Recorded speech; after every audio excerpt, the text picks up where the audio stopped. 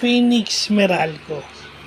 So yung do or die game, yung alam niyo yung last game, yung triple overtime. Kaya nagkaroon ng sudden death, no? Pag nanalo dito yung Phoenix o yung Meralco, sila yung papasok doon sa semis. Nanalo tong Phoenix, no? So yun yung nakakatuwa kasi for the first time nakapasok ng semis itong Phoenix Fuel Masters. Ito yung nagpapatunay na ayan na, no?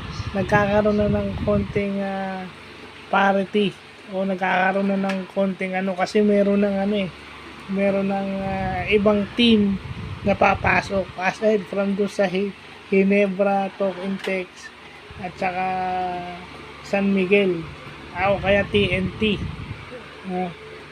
Meron ng independent team na nakapasok sa semi, so maganda at least yung PBA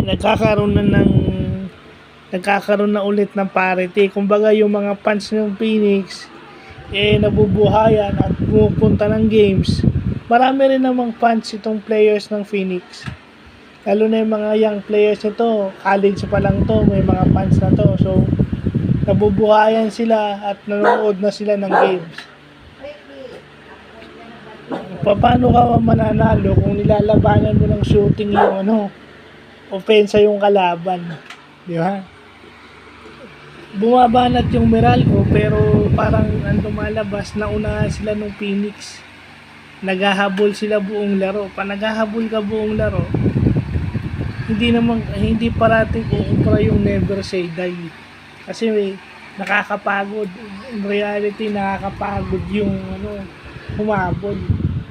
So yun lang yung nangyari. Tsaka hindi ka talaga mananalo kung malakas yung may height yung kalaban mo. Mas may height yung Phoenix kaysa sa Meralco.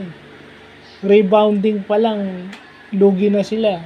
Yeah, Taffen, Perkins, yung import nilang si Williams, si Mocon malakas ding rebound. So yun, diba parang dun pa lang sa mga players na nabanggit ko, lugi na yung Meralco.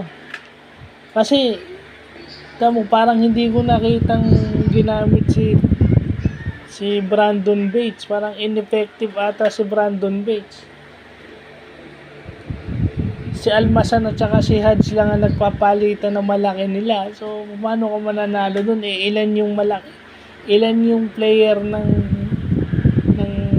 Phoenix na bata at saka ang lalakas rebound. At saka pag dino-double team nila si Perkins, napapansin ko lahat kumikilos. Hindi sila yung nakatayo lang Bukod sa pumapasok yung 3 points sila, hindi sila yung nakaabang lang sa 3 points. Nakita mo yung Richie Rivero kumakat. Humihingi talaga ng bola pag nakitang may double team, nakakita ng espasyo, kumakat. Ibig sabihin talagang gusto nilang umiscore. Ibig sabihin gusto nilang tulungan yung team nilang manalo.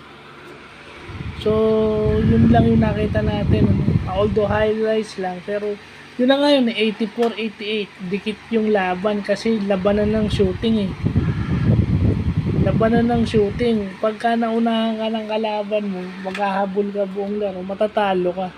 84-88 ibig sabihin maganda rin yung depensa kasi low scoring yun 80 plus lang yung in-score. Maganda yung depensa. Kaso lang, itong Phoenix nakapuhunan. Siguro nagpanalo sa kanila yung rebounding.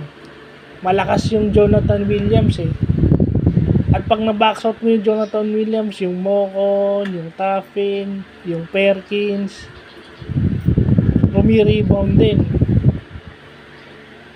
Diba? So, yun siguro. Kasi the more rebounds, the more possessions. So, yun lang po.